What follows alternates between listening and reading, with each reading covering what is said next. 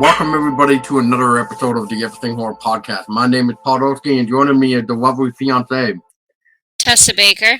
And joining us and all his facts of ancient filmed and fun is none other than the Dick himself, or should I say Richard.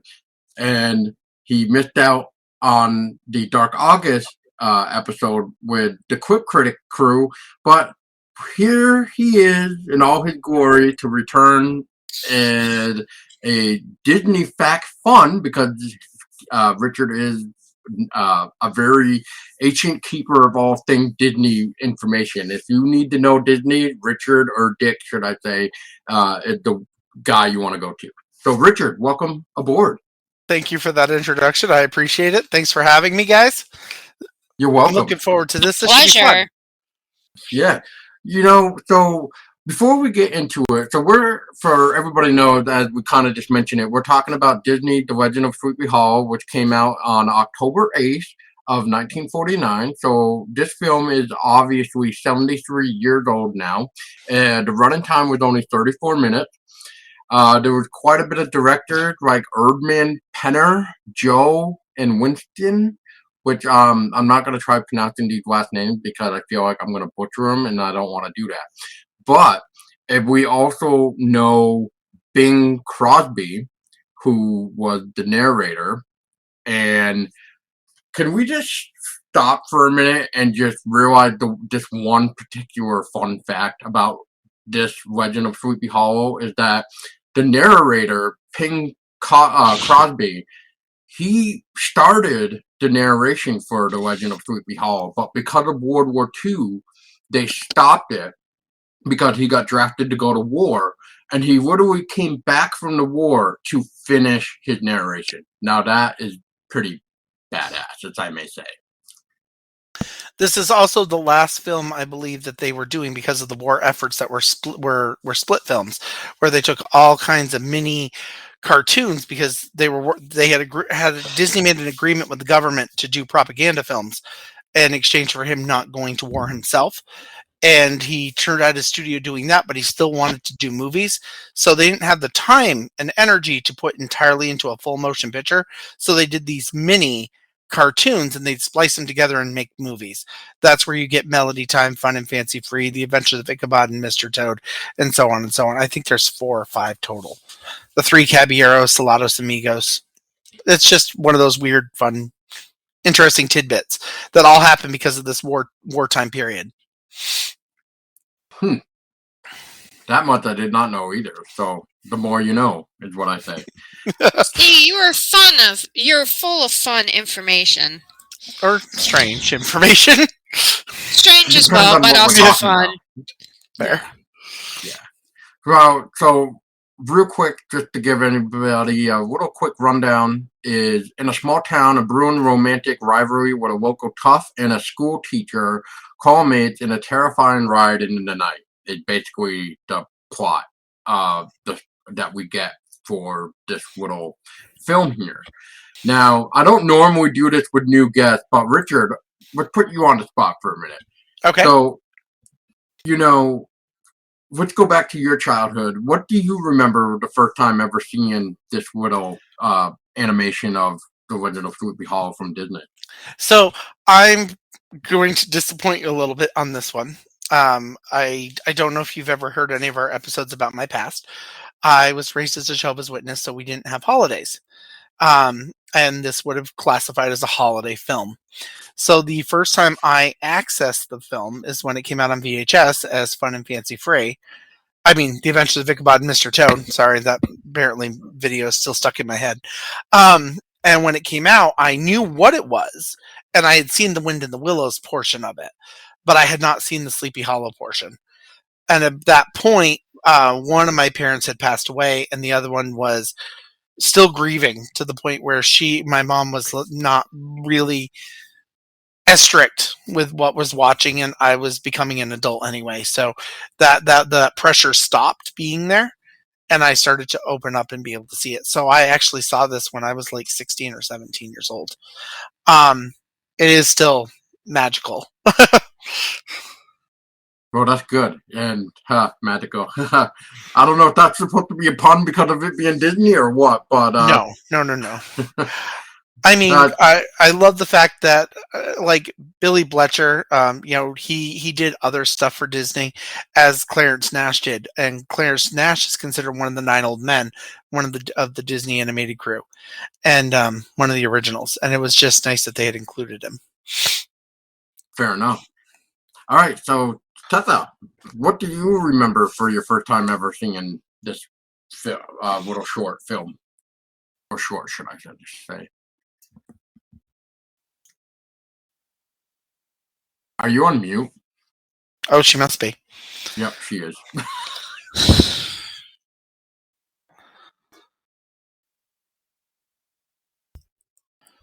Yeah, so what do you think of it?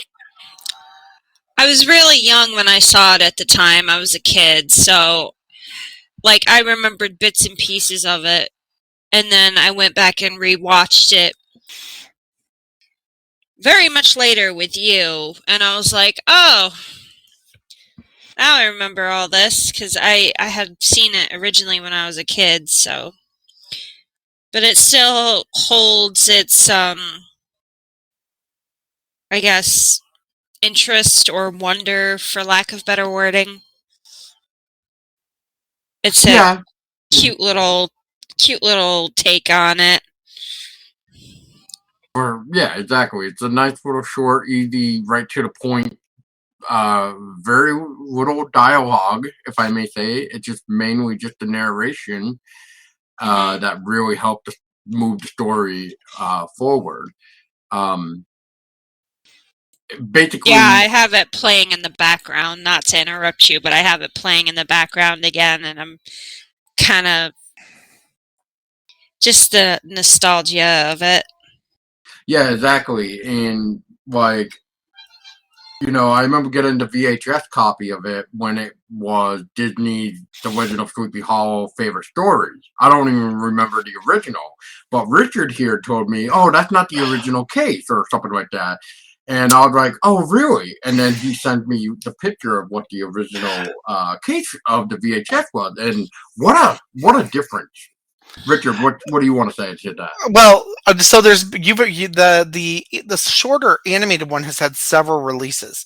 So I did send you the original, but then they released it in a paper case called Disney Mini Classics, and then they re-released it in a paper case again, which is the favorites that you remember. Before, okay. And the weirdest thing about those releases is The Wind in the Willows was released the same way, and its own miniature, as in those same little stories in both editions. They'd always kept them separated from that point on. They hadn't put them back together until the mid-90s. That's so interesting. I think it's a way of marketing, and it was a way of them literally doubling up on their money, because a VHS tape back in the early 80s was $70 or $80 for a rental price.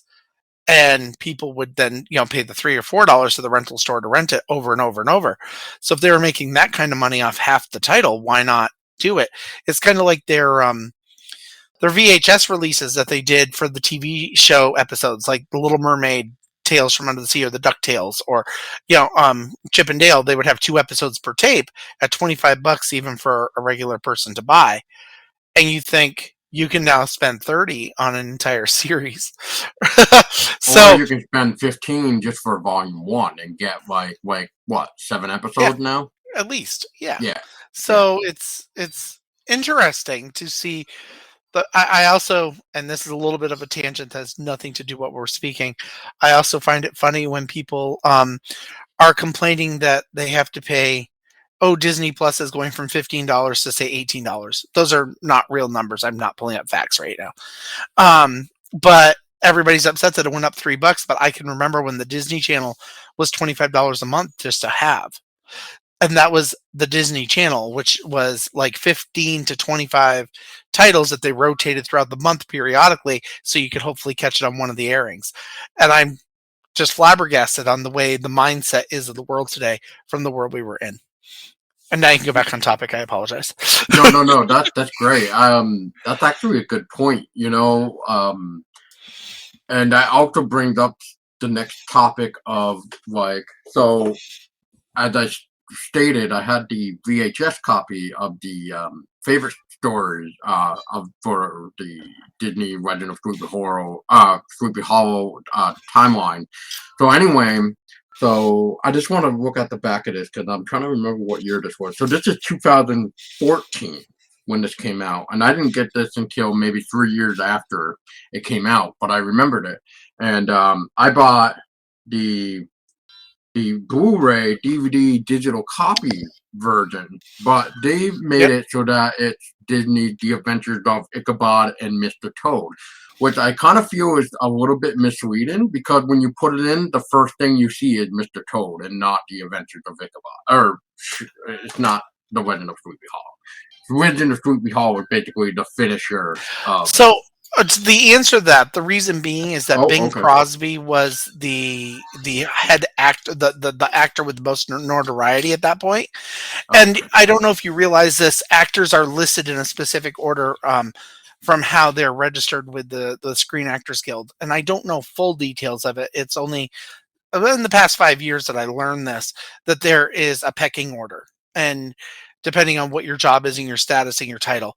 So at this point, Bing Crosby was the big one to put on the poster. So Bing Crosby's going to bring you in more people to watch that feature. So they can call it The Adventures of Ichabod and Mr. Toad. And that's the reasoning behind it, is they put the bigger feature name in it. And they probably should have reversed it, but they left it as I think you would rather end it with Ichabod than end it with Mr. Toad. Honestly, now that you say that, that's almost like saying, why do we go to concerts? We go for the headliner. Right. You know? So, exactly. Yeah. So it kind of works kind of in the same way. Yeah. Yeah. Yeah, now that you mentioned that, I also, to throw it out there, I also bought this little plushie that Tessa found me from the Disney store of the Headless Horseman. That was $15 well spent, as I may say. So, and it looks like this is not available anymore unless you find it from a third party. So, and you're looking at, I think I saw $20 to $30 if you were to try to grab one. I know this was a limited release from Disney. I just didn't know how many. I know when it first came out, it sold out real quick, and then because of the demand, I want to say they made like, I think it was like 100 more, and then once that was gone, it looked like that was it. So. Also, if I can interject something else too, I wanted to check fact myself because it didn't sound right.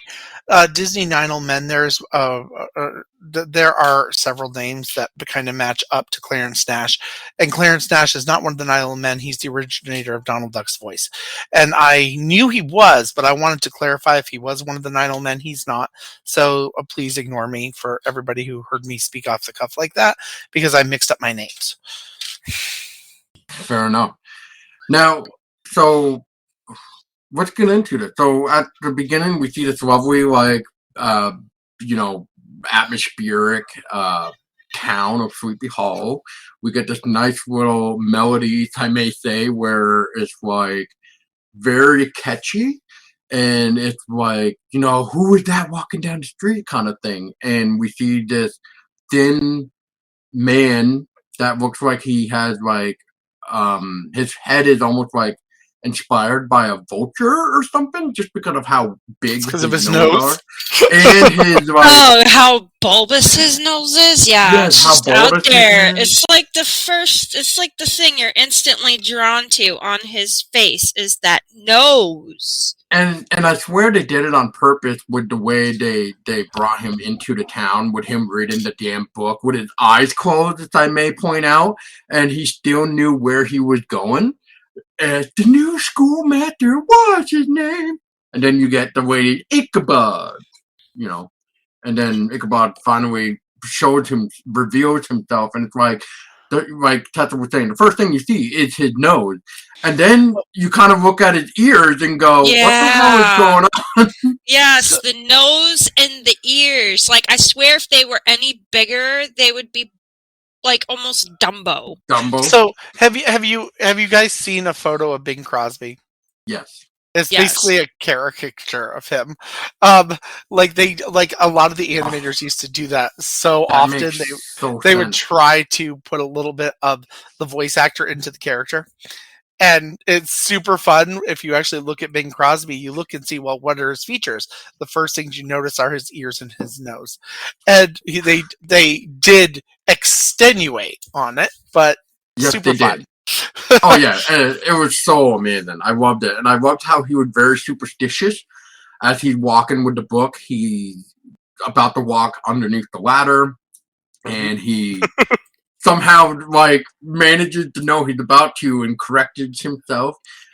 He somehow notices a black cat is trying to walk in front of him, and he redirects him back to the house. And I think there's like a couple other things that I feel like I'm missing, but like we get the point of this. Like he somehow can have the book in his face, eyes closed, and still know what's going on around him. Amazing. I think I am missing something now that I think about it, and I think it had something to do with around Brom Bones. Yeah, because Brom Bones notices that he's superstitious, and Yes. that he uses that later to his advantage.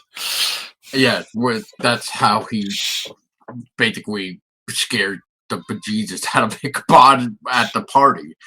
By Ichabod, I'm kind of going a little bit further now, but like when they're at the party, yeah, Ichabod knocks over the salt, and then he's gotta like pick up the salt and basically, what's the correct way, like toss it over his shoulder, his left shoulder.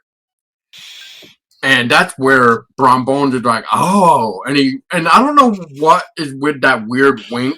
Like who's gonna see him wink when he's looking at Ichabod doing that? It's like, oh, I got it. I know the perfect story. But yeah, that's it. But I mean, so we get into the little town, like I said, with this weird catchy song of who the schoolmaster is. We finally figure it out. Yada yada yada, and then one of the funny things that I like is the school scene where he's walking around checking everybody's lunches, and the way that they did that was amazing because I feel like when he got up to that one student where he was trying to pick on the teacher or Ichabod by making him be like a flamingo or something, or some sort of weird bird with a long neck and a long beak. Anyway, the point to this is he was about to whip him for doing that, but then he notices his lunch bag. And then from there, that's where even the movie or the film even suggested that, well, instead of whooping the kid's butt because of this, he wants to be friends with the kid so that way he can go over to their house and have delicious food, as we kind of saw with the roasting turkey dinner that they had. Food. Yeah. I just thought that, like, that little bit, though. And, oh, that's what I was forgetting. As he's walking down the street, when I went back, when we're talking about who the new schoolmaster is, that was the other one. We see this lady walk out with a pie. He helps her open the door, opens up the book, and there's a pizza pie in there. Like, what the hell, man? Like, that's amazing. That's amazing. From there, I think it's just mainly like, him basically trying to get with the choirs of the three women that are just madly in love with Ichabod. Right, as Brom Bones are trying to get the dog to howl during the chorus, and then the women faint and have their weird flabbergasted moment where they're all like, and then it's very Gaston-esque. Thank from you. Beauty and the Beast, very much. And that had to be another favorite part of mine, just because of the whole like, the faces, especially the lady that is wearing the green dress, like her face. It's just like her like opening her mouth up a little bit, and her eyes are like oh, like it was just funny. It was funny. The whole dance scene with Katrina and Ichabod and Brom and the lady in the green dress was just hilarious. That's that's kind of what I was smiling at and stuff while you guys were talking, because I just found it so comical how they were going that like, scene meant business when she was trying to hold on to Brom Bones' thumbs, both his thumbs, just to dance with him yes. and give him a whirl around everywhere, basically, just because of her dancing style, if I may say. She had a very unique dancing style, very rapid feet moving, if I may say. A little quick on her feet. Just a little bit, yeah. A little too quick. Yeah, I don't know. Like, I guess from there, it's really the party, and everybody has a good time. They have a blast. That's when the superstition comes into play as well. And Katrina and Ichabod are also like I think they're still trying to win each other over. Is the way I kind of look at it. It's like Ichabod needs to dance and basically show her father that he's a good man. Which, when he was looking for a light for his big corncob pipe or some sort of pipe, he pulled out a magic match and lights his pipe for him. It's just like that sort of weird, suspicious, like, where did he pull that out of from kind of thing. Because it seems like every time we see Ichabod, he always pulls some weird stunt. Like, let's look at Brom Bones real quick when it came to Katrina getting some groceries, right? Everybody like kind of walked away like, yeah, I'm not going to deal with this because Brom Bones is here. And then Ichabod stepped up to the plate. And as they go back home, Ichabod had Brom Bones carrying all the stuff after the dust settles.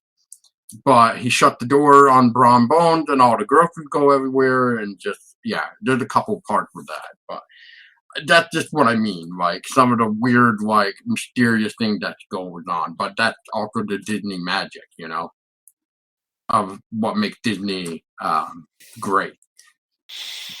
And I really like how it emphasizes brain over brawn. Brawn.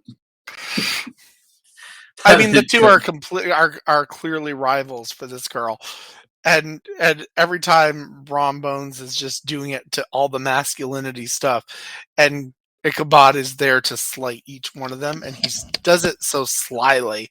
It's manipulated, and it's very wonderful. Oh yeah, it's for sure. And yeah, so babe, would you like to talk about the superstition part? I know Richard kind of mentioned it a little bit, but would you like to talk about the superstition? Sure. It's just the part where like Ichabod's trying to eat his dinner or whatever, and Brom's going around telling the story, and you could just see like Ichabod sweating bullets and putting 50 pounds of pepper on a hard-boiled egg and then eating it and then regretting it afterwards, and watching Brom like split a hair with a knife and everything, and emphasizing pointing out the window to the dark woods of Sleepy Hollow, and just seeing Ichabod just crippled with fear.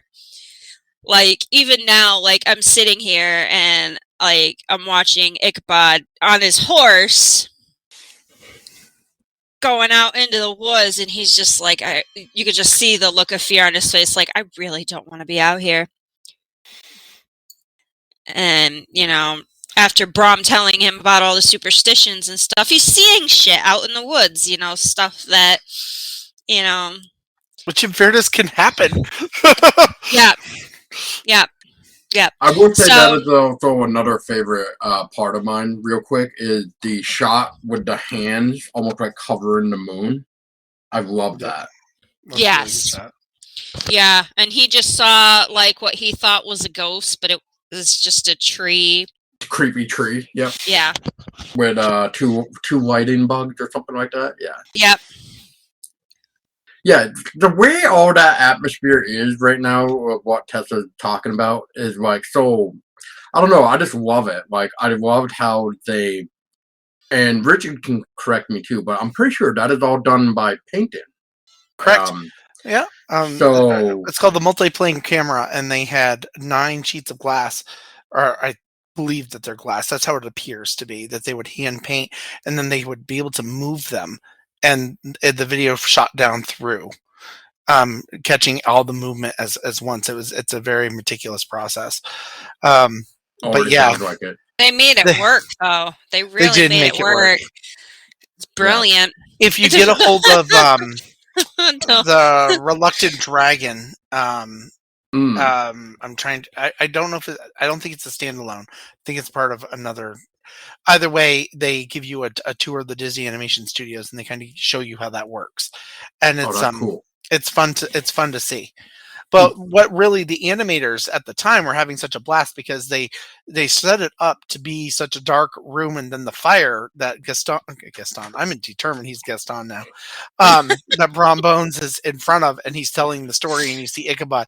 That fire really helps like add to that fear and dread.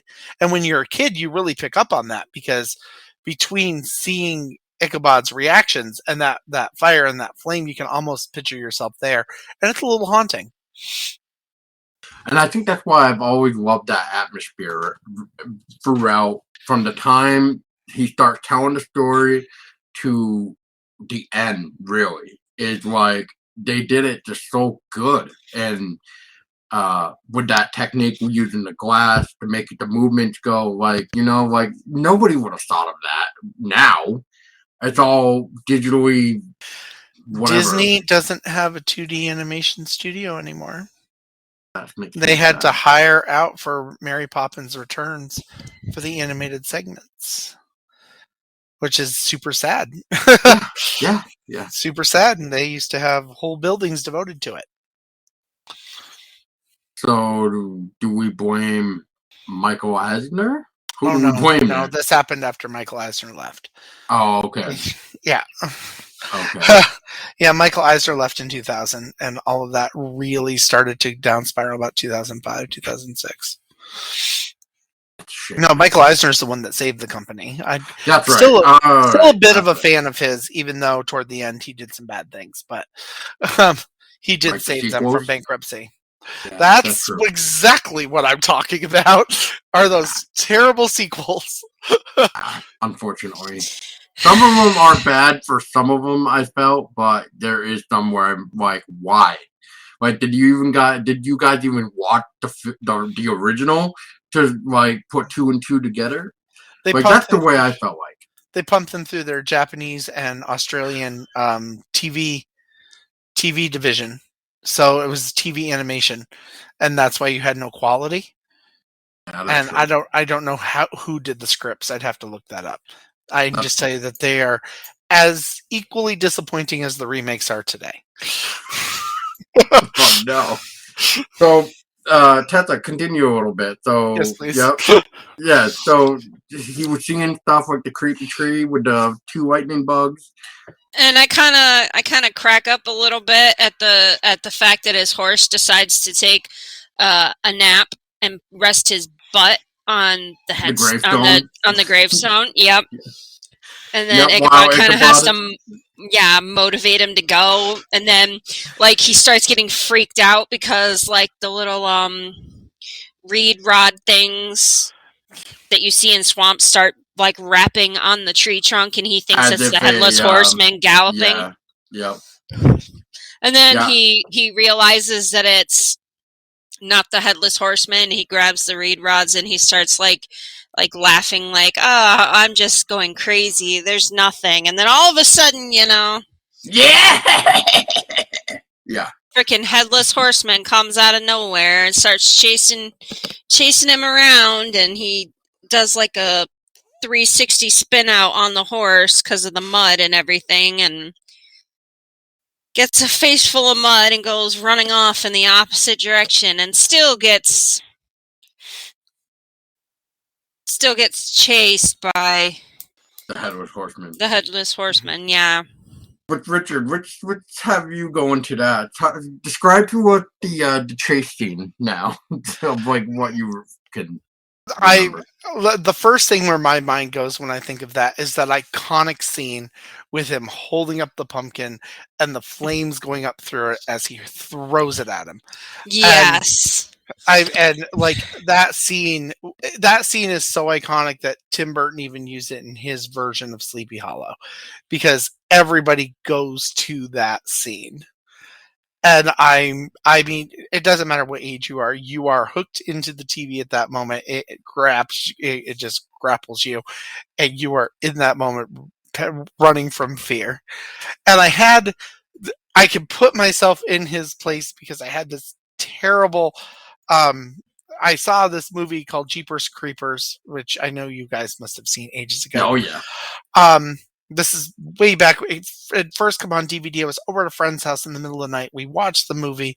I'm thinking I'm unaffected. I leave his house to walk home, and I have to walk like 2.5 miles to get to my house, maybe 3 from where he was. And I thought I was perfectly fine. Every time a car came up on the road, I literally jumped out of my skin. And it's amazing what mental can do. And I feel so bad for Ichabod during this chase scene.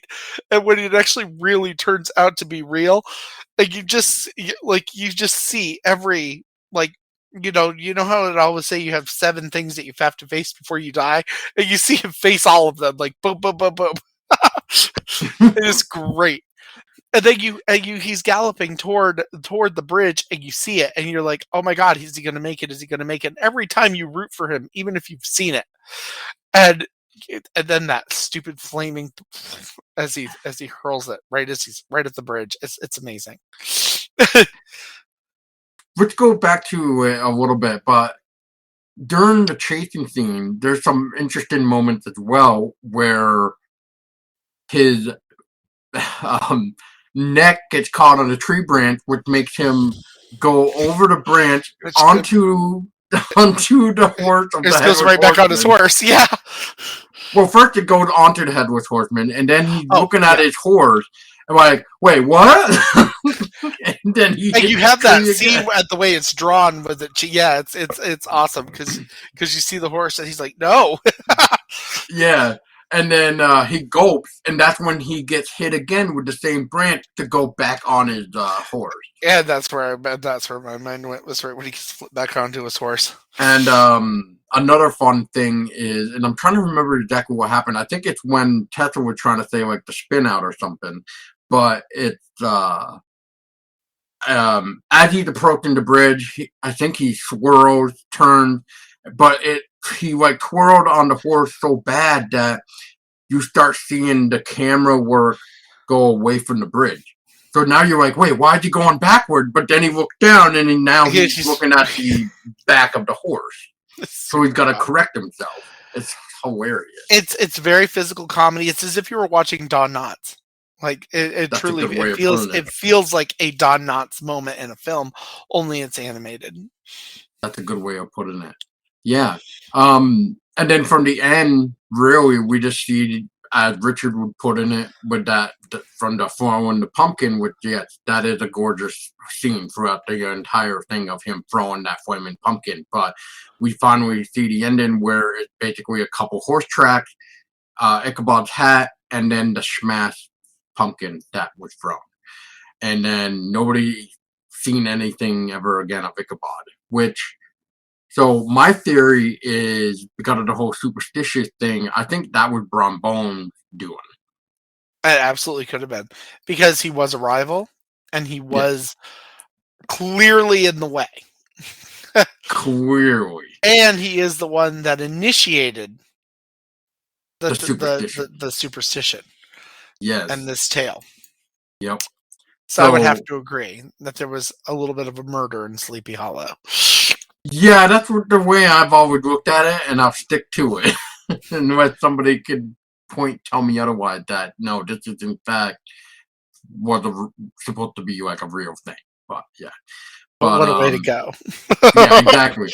Which we don't even know what really happened. So did he like how did the ending put it? Like some people say that he is still alive. He married a wealthy lady in a distant city.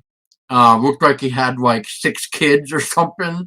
But then they say like the folks of Sleepy Hollow know that no, that is not true. He is not alive because he was spirited away from the Headless Horseman as the film goes. Now, the New York Historical Society actually have stated that it is believed that Washington Irving, the author, was inspired by an actual Hessian soldier who was decapitated by a cannonball during the Battle of White Plains in 1776, and so that's supposedly the basis of this story, which I find fascinating too. That's why I think I've always loved it, because I'm into the supernatural thing as well. So it is quite possible that because of what Richard just said, that is a great way of creating a horrific, superstitious entity, I guess I would say, because I feel like saying monster or creature is really like not Really the right not. term. So No. entity, I think, would be the correct way, because I mean it is quite brutal to just stumble upon somebody without a head, but they're still able to laugh and somehow carry on like they would if they were still alive, and still be able to see, as if like great example would be like Tim Burton's work. Like some of the scene with the Headless Horseman is just so phenomenal, and like when you see like with Tim Burton how the Headless Horseman in his had a sword and some sort of like axe, like a hand axe. I'm probably not remembering the correct term for this, but yeah. But if you see a Headless Horseman that can weld those two weapons, you're in trouble. I think it's pretty. Yeah, I'm pretty. It makes sense that it was linked to a Hessian soldier. Yeah, and I've actually read that too, which is Right. really nice. And I actually have a limited edition book of Washington Irving's The Legend of Sleepy Hollow and other stories that I got. And I actually have a Washington Irving biography book thing. Oh, cool.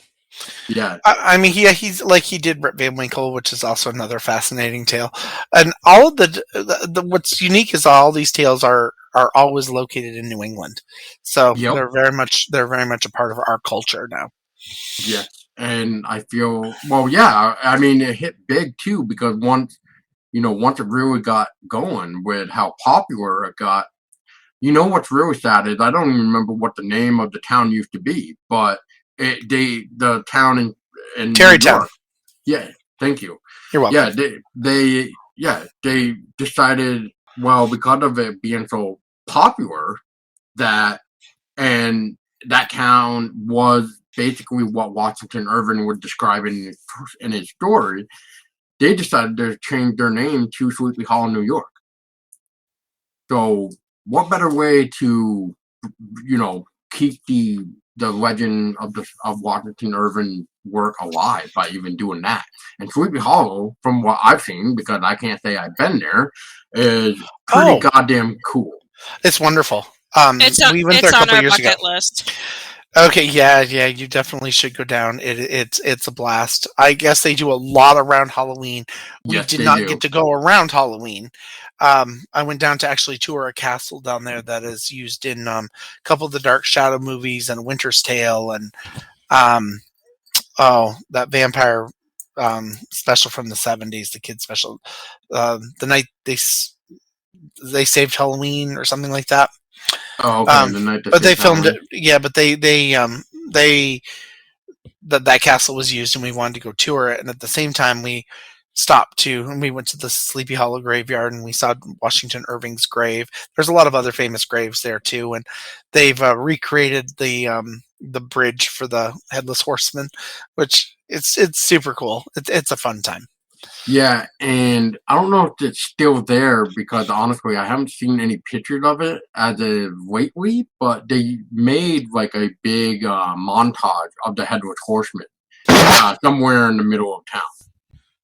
Yeah, the big metal, the big Yes. metal statues. Yeah, Yeah, yeah, super yeah. cool. Yeah, I got photos of that. So you'll have to go poke around on my Facebook and find it because it was fun. Oh, I have one. My Oh, friend sent excellent. me a picture of it because he's like, dude, you need to go here because I know how much you love the Headless Horseman and yada yada. I'm like, yeah.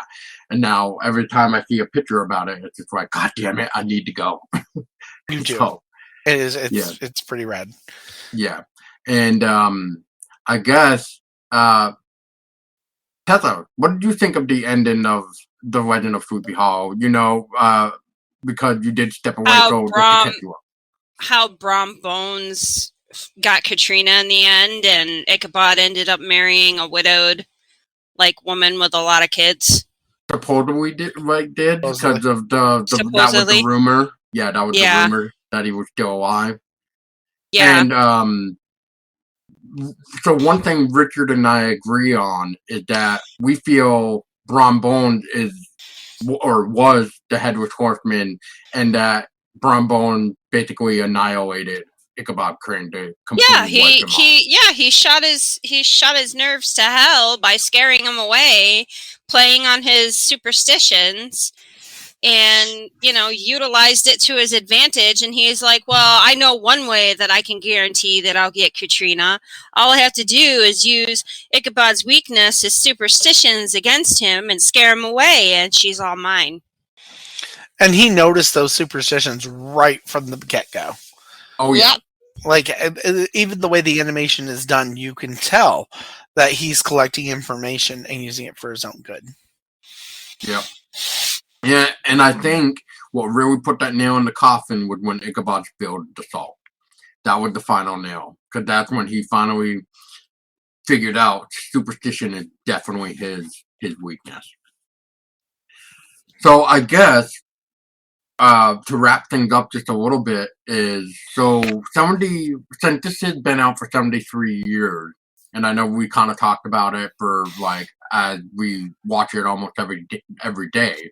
I try to watch it every year around the time because I feel like that's when I've originally seen it, so I feel like it's appropriate. And kind of like with Tim Burton's Sleepy Hollow, I'll have to watch that now because it's the time of year for it.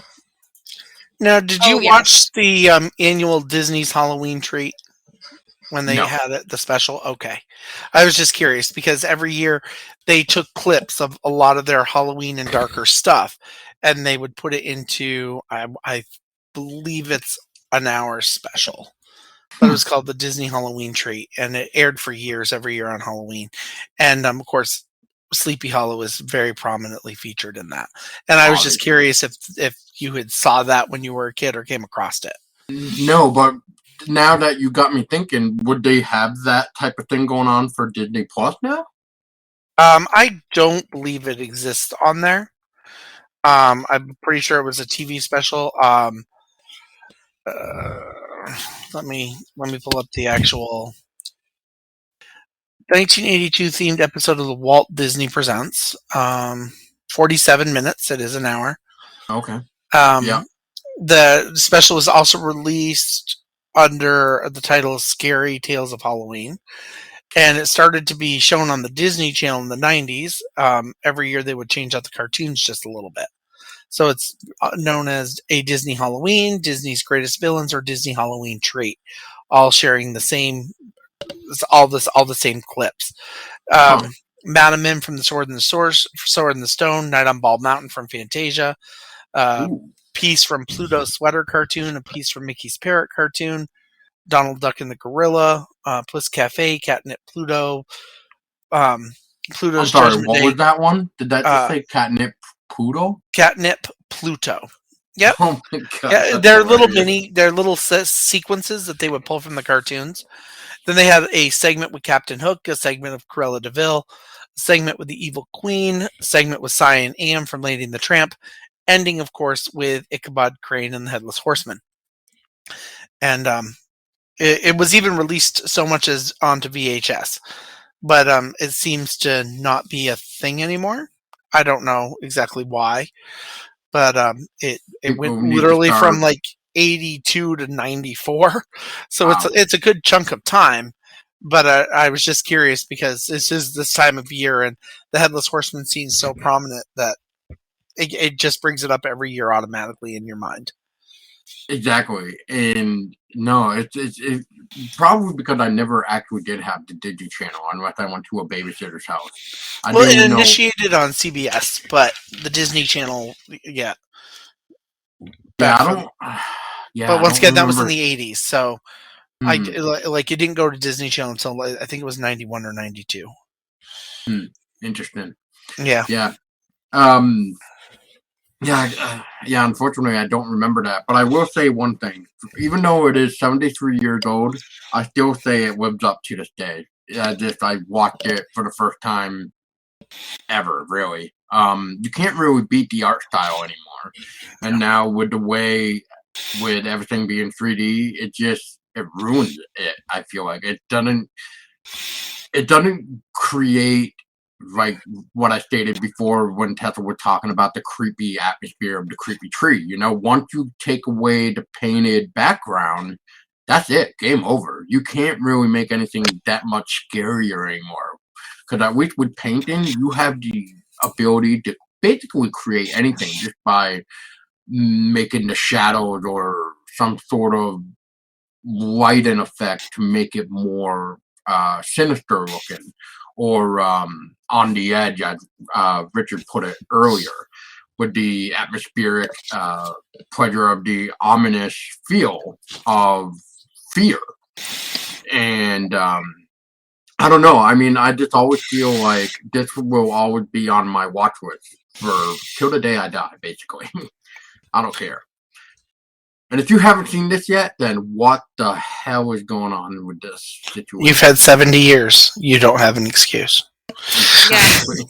There's no excuse. And there are So, other versions of Sleepy Hollow, like we were discussing them first, but this is it's not the origin, but it is the biggest one from the past that is known.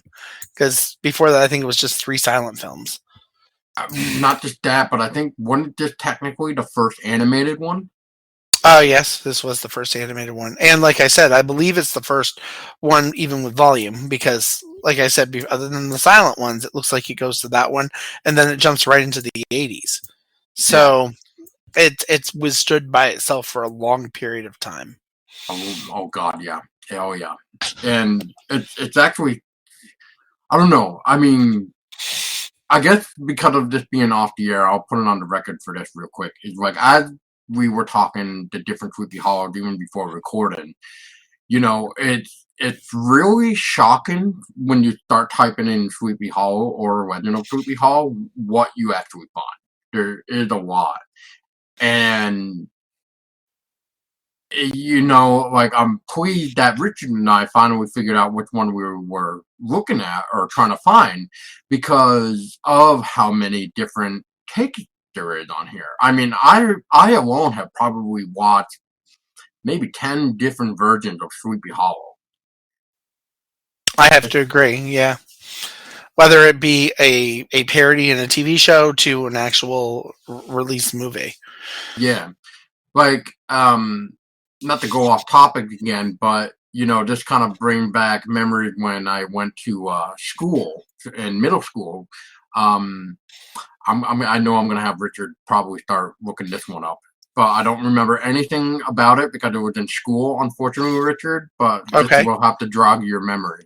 sure. So this one involved Ichabod Crane. I believe this is also the same one where it involved the people played tricks on Ichabod by trying to nail all the desk and stuff to the ceiling, and then they were trying to pick on Ichabod by trying to dress up as the headless horseman. However, the people that were trying to pick on Ichabod, they ended up running into what was to them the real headless horseman. So they freaked out themselves. So I know that's probably really like not enough detailed, but that's honestly all I remember about it. But I saw it in middle school, So I don't know if that can't be Jeff Goldblum one at all. No. But And you said the Headless Horseman, like everybody sees him? the boys, the one that were trying to dress up as the Headless Horseman, are the one that saw the Headless Horseman. What they thought was the real one, because obviously they were trying to pull a prank, but they couldn't succeed because they ended up running into what they believed to be what the real Headless Horseman. So and it's telling me it's the Hollows. Is that not it? That not the one with Nick Carter. Oh, okay. That's why I wanted to ask you, because that came up almost. What is that? I don't know. But anyway, real quick, Tessa, what do you feel about, basically are you in agreement of everything of what I was saying? Like how this is like a memorable experience? I'm in agreement with you with what you said about it. I pretty much couldn't have said it better myself. Well, what do you like about this film? Like, as you watch it and rewatch it, like, what do you like? It's nostalgic.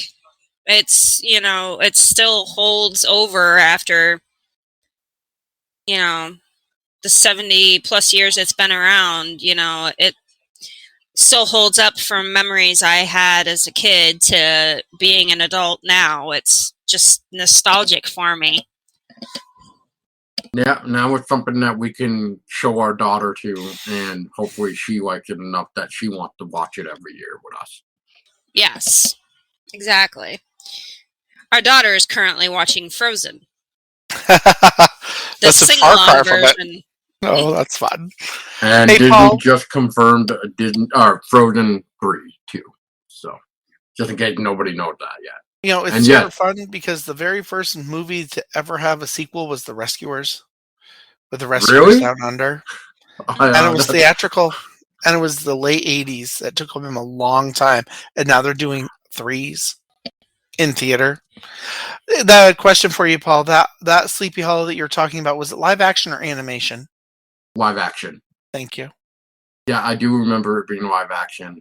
The only thing I remember about it is just there was the brown bones in it, but it was like they were trying to scare Ichabod by dressing up as the Headless Horseman, but they themselves ran into the Headless Horseman. Yeah, that's interesting.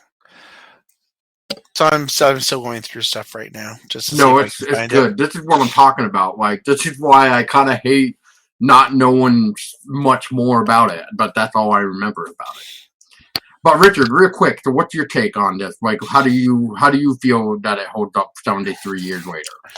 I feel it's going to be one of those things that is timeless. I think that the music in it is dated. If I had to date anything, like it's very dated. It's almost Winsong. It's very it hits high notes that makes you just go ooh for a second. Which actually adds to the vibe. But despite being dated, I think it feels like it's a piece of history. Mm-hmm. And I think it's something that is as iconic as Gone with the Wind and The Wizard of Oz. I just feel that it's a staple in popular culture, and I mean it's going to be it's parodied, it's mentioned, it's linked back to from all kinds of sources. I just don't see it ever going away or ever becoming obsolete. And virtually, it's even it's something that should never be culture canceled. There's no reason to. There's nothing that can really upset anyone. Yeah, I will have to agree with that. And yeah, I was thinking about that too. And then one thing I actually thought of is, how lucky we are that Bing Crosby was able to even finish it. Like I said at the beginning, like going to war and stuff. Because, let's just think for a minute. Like, if he were to have died in battle of World War II, I wonder what that would have done for the narration then. Would they had to have found a whole new narrator or what? So I mean, I don't know. I don't know how far finished it was. It really depends. Fortunately, that didn't happen. Exactly. I'm glad it didn't happen, but it's just like what could have happened, you know? I mean, I guess at the end of the day, they could have recast it, or Basil Rathbone was doing the Wind in the Willow side of it. They could have pulled him over to take over. That's Or very Walt true. was also known to do things himself, and that could have also been a possibility. That's true.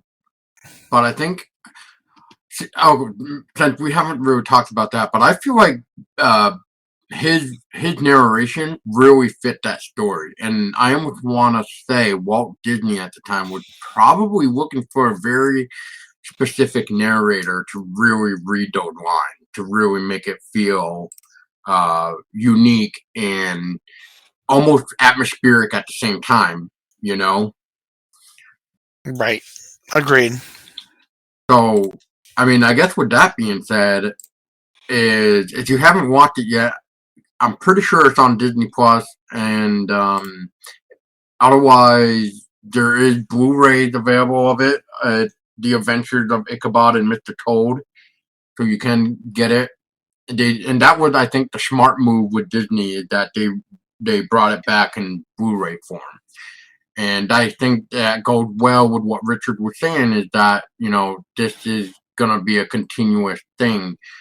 So who knows, maybe in the next couple years, we might actually see a 4K release of it, since everything is upgrading to 4K. And on that note, I would say I would totally recommend this, and I don't know what else to say except for you need to watch it if you have not ever seen this. Please support physical media, because you don't understand how important it is out there. And, things that are streaming won't always be streaming. Things that are streaming can be edited and changed at a drop of a hat.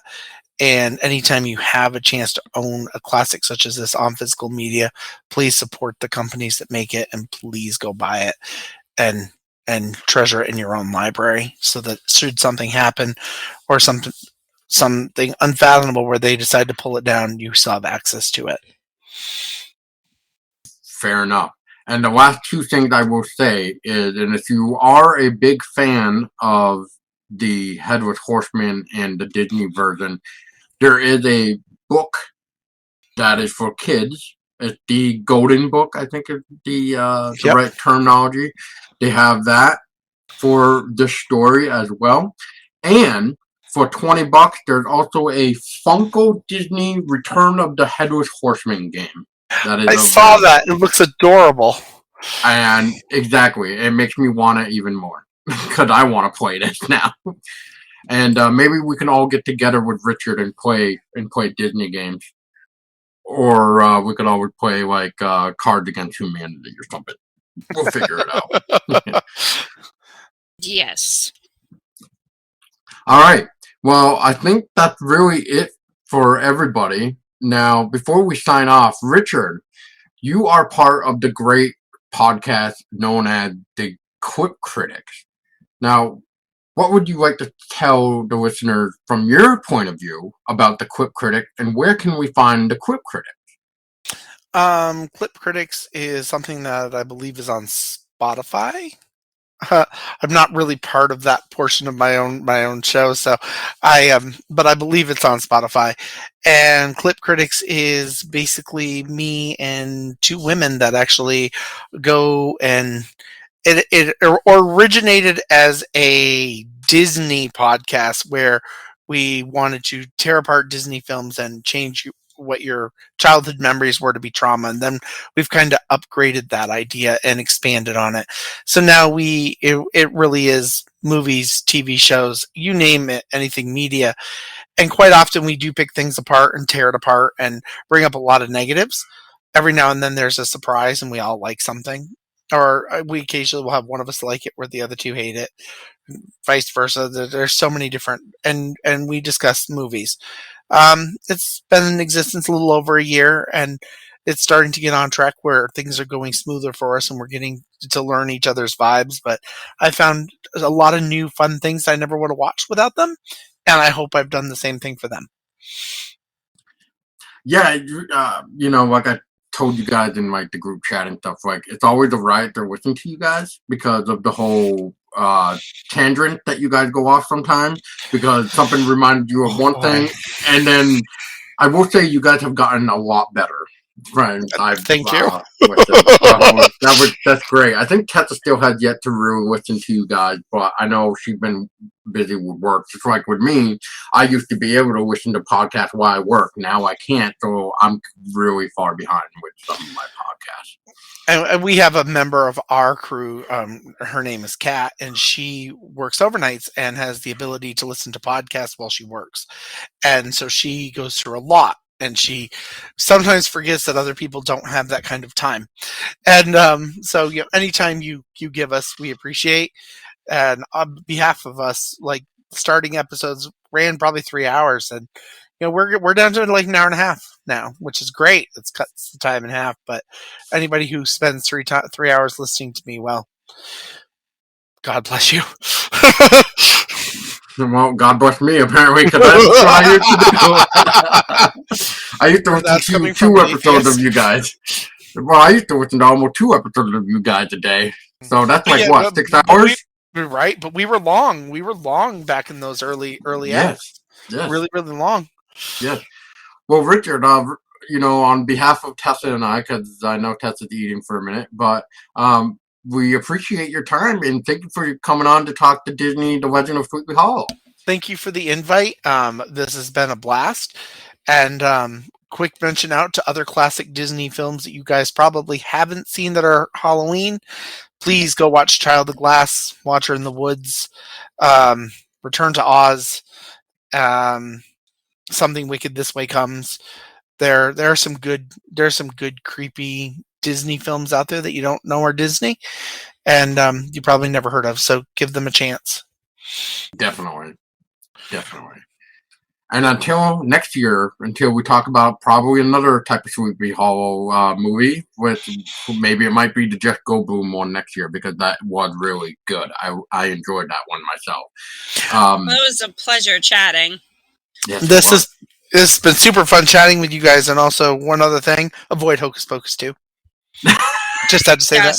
Avoid Hocus Pocus 2. You'll be incredibly disappointed.